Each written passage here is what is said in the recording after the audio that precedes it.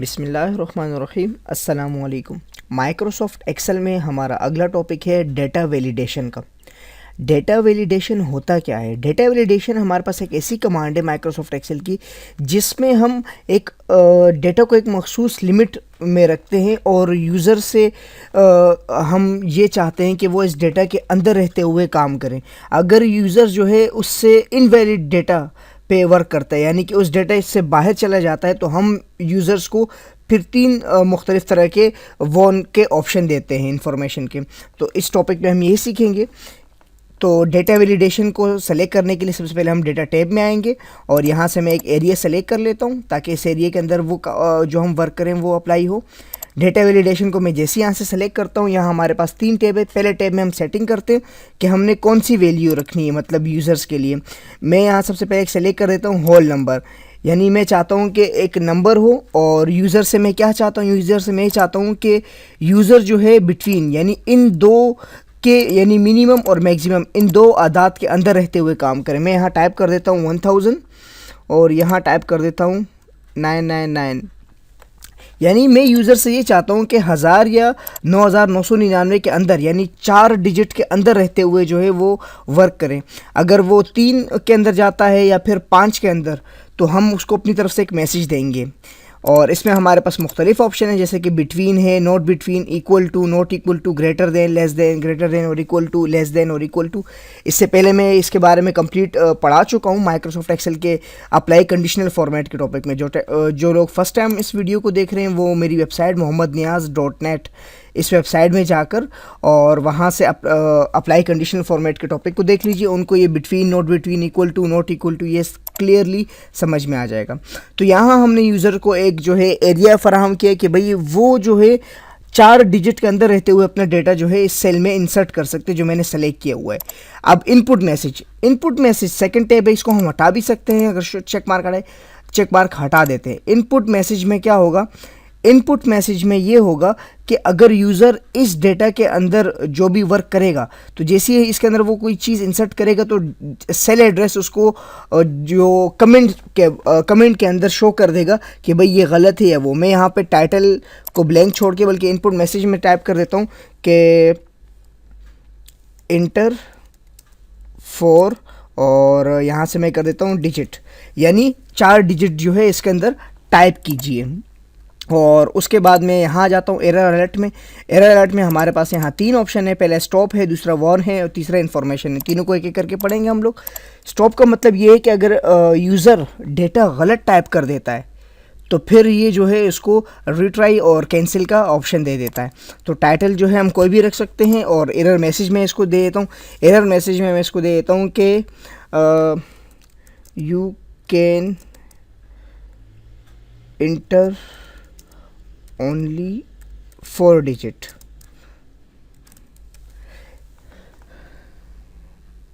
You can inter only 4 digit और insert 4 digit, मतलब कि आप सिर्फ और सिर्फ 4 डिजिट का जो कोड नंबर है आपका वो इंसर्ट कर सकते हैं, इससे ज़्यादा नहीं कर सकते।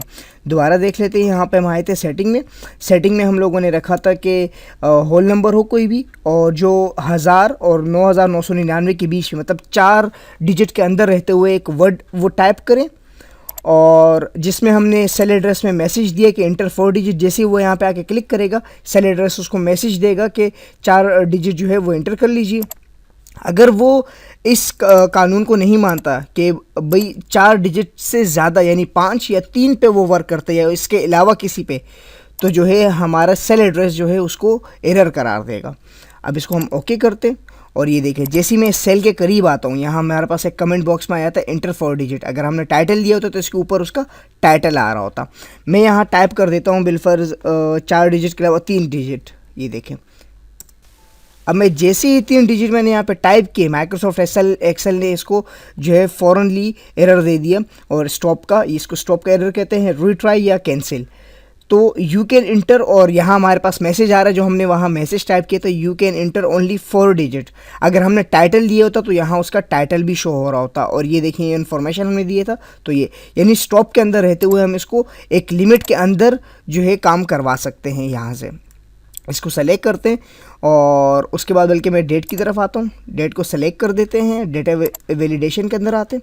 अब यहाँ आ जाते हैं, यहाँ जो हमने मैसेज टाइप किया था लास्ट टाइम, मतलब यहाँ मैं दोबारा आ जाता हूँ और डेटा वैलिडेशन को सेलेक्ट करता हूँ। अब ये देखें होल नंबर सेलेक्ट किए थे बिटवीन, यानी 1000 से लेकर 9999 के अंदर रहते हुए हमने यहाँ पे काम किया था। मैंने 999 टाइप किया तो उसने इसको गलत करार दे दिया।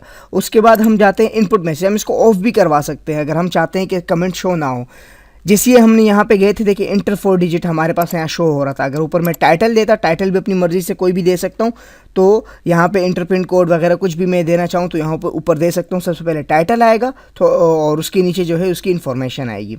उसके बाद मैं आता हूँ एरर अलर्ट के टाइप में, और यहाँ पे हमारे पास ऑप्शन था टाइटल। जैसे ही हम लोगों ने ओके किया, और उसके बाद देखिए हमारे पास एक स्टॉप का मैसेज आया था, और उसके अंदर ये लफ्ज़ लिखा हुआ था जो हमने यहाँ पे टाइप किया था। अगर टाइटल दिया होता तो उस तरह माइक्रोसॉफ्ट एक्सेल के यहाँ पर हमारे पास टाइटल शो हो रहा होता। स्टॉप का मैसेज हमने पढ़ा। स्टॉप के बाद जो अगला है वो है वार्निंग का। वार्निंग में ये होगा कि ये मतलब रीटाइप, और स्टॉप में होता है कि आप बिल्कुल चेंजिंग नहीं कर सकते। वार्निंग के अंदर ये होगा कि वो आपको मैसेज दे देगा, और अगर आप चाहें तो वो इनवैलिड वैल्यू, यानी जो आपको मना किया गया वो वैल्यू आप इंसर्ट करवा सकते हैं अपनी मर्ज़ी से। इसको जैसे मैं ओके करता हूँ, और अब मैं यहाँ पर आता हूँ और वही 999 जो है उसको मैं इंटर करता हूँ। अब ये देखिए यहाँ पे हमारे पास स्टॉप नहीं बल्कि वार्निंग का ऑप्शन दे दिया कि you can inter only 4 digit, और कंटिन्यू करना चाहते हैं तो यस दबाएं, और अगर नहीं करना चाहते हैं तो कैंसिल कर दीजिए। तो अगर मैं यस करूँगा तो ये डेटा यहाँ पे इंसर्ट कर देगा, और ये देखिए हमारे पास यहाँ पे जो है इसने एक इन्फॉर्मेशन भी दे दी। अगर हम इन्फॉर्मेशन देखना चाहें, डिस्प्ले टाइप इन्फॉर्मेशन, इस पर क्लिक करते हैं तो ये देखिए हमारे पास इन्होंने इन्फॉर्मेशन दे दिया कि डेटा जो आपने टाइप करने है वो होल नंबर है, और इंस्ट्रक्शन क्या है इसका कि आपकी वैल्यू जो है इन लफ्ज़ों के बीच में होना चाहिए, 1000 से लेके 9999 तक। इसको मैं दोबारा सेलेक्ट करता हूँ। दोबारा सेलेक्ट करने के बाद फिर मैं डेटा वैलिडेशन में आता हूँ, और इसी तरह वही एरर अलर्ट के टैब में, और लास्ट वाला हमारे पास है इन्फॉर्मेशन का। इन्फॉर्मेशन को मैं जैसे ही सेलेक्ट करता हूँ, ओके करता हूँ। अब देखिए मैं जैसे ही इसके अंदर कोई डेटा इंसर्ट करता हूँ, जैसे 999 मैंने यहाँ पे इंसर्ट किया, ओके किया। अब देखिए यहाँ सिर्फ ये हमें इन्फॉर्मेशन दे रहा है कि आप जो है मतलब ये इतना डेटा 4 डिजिट का डेटा इंसर्ट करवा सकते हैं। अगर करना है तो ओके कर लीजिए यहाँ से। ओके मतलब इसमें इसने सिर्फ हमें इन्फॉर्मेशन दे दिया कि आप इतना वो कर सकते हैं। तो इसके अंदर हमारे पास 3 ऑप्शन होते हैं स्टॉप का। स्टॉप का मतलब ये होता है कि आप उसको इजाज़त नहीं देते हैं कि इसके अंदर आप चेंजिंग करें। स्टॉप में वार्निंग के अंदर आप उसको वार्न कर देते हैं कि आपने जो वैल्यू इंसर्ट की है वो गलत है, क्या आप इसको फिर भी इंसर्ट करवाना चाहते हैं, तो आप उसे यस और नो कर सकते हैं। और इन्फॉर्मेशन में आपका वैल्यू को तो वो ओके कर देता है, बट वो आपको बता देता, इन्फॉर्म कर देता है कि आपकी वैल्यू इतनी होनी चाहिए थी। इसके अंदर ये था, और इसमें बाकी भी हम देख लेते हैं।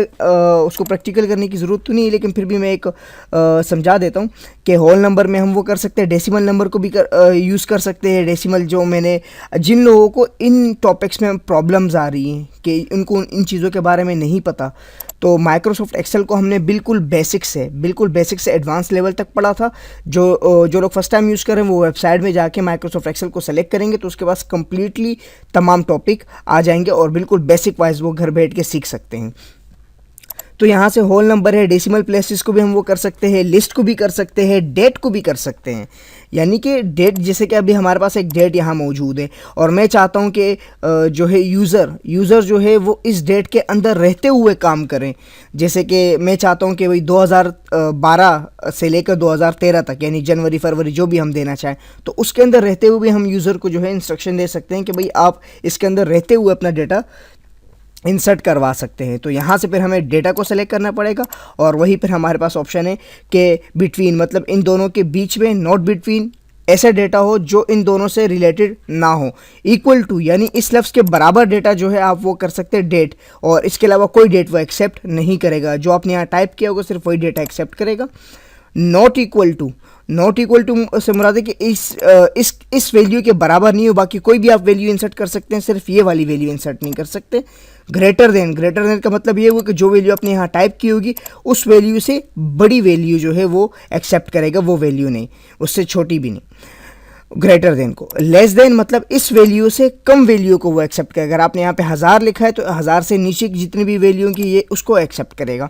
ग्रेटर देन और इक्वल टू, ग्रेटर देन और इक्वल टू का मतलब ये है कि 1000 से ज़्यादा हो, यानी अगर आपने 1000 टाइप किए तो 1000 से ज़्यादा हो या 1000 खुद क्यों ना हो, 1000 या 1000 से ज़्यादा, 1000 या 1000 से ज़्यादा हो। लेस देन और इक्वल टू से मुराद ये है कि 1000 से कम हो या 1000 ही हो, यानी 1000 भी एक्सेप्ट होगा। ग्रेटर देन में 1000 एक्सेप्ट नहीं होगा। अगर आप ग्रेटर देन को सेलेक्ट करेंगे और 1000 लिखेंगे तो 1001 को वो सेलेक्ट करेगा, 1000 को सेलेक्ट नहीं करेगा, इसलिए ये ऑप्शन यहाँ पे है। इस तरह हम माइक्रोसॉफ्ट एक्सेल के अंदर रहते हुए किसी भी डेटा को अपनी मर्जी से एक लिमिट के अंदर रहते हुए उसके अंदर डेटा इंसर्ट करने की सलाहियत दे सकते हैं। मिलते हैं नेक्स्ट ट्यूटोरियल में। अल्लाह नेगहबान।